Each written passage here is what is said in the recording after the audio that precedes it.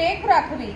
સાચા વૈષ્ણવે બીજા વૈષ્ણવના કદી દોષ ન જોવા, બીજા વૈષ્ણવની નિંદા ન કરવી, બીજાઓની પાસે તેમની ચુગલી ન કરવી, વૈષ્ણવ પ્રત્યે ભગવદીય ભાવ રાખવો।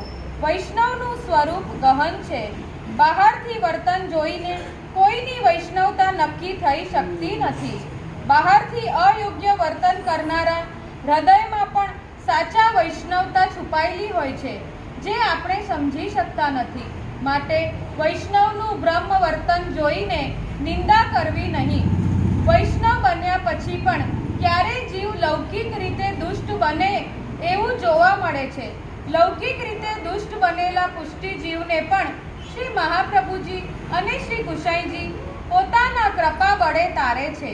તેને તેની ભૂલનો એક ક્ષણ પશ્ચાતાપ કરાવી વિરહનું દાન કરી નિત્ય લીલામાં તેને ખેંચી લે છે।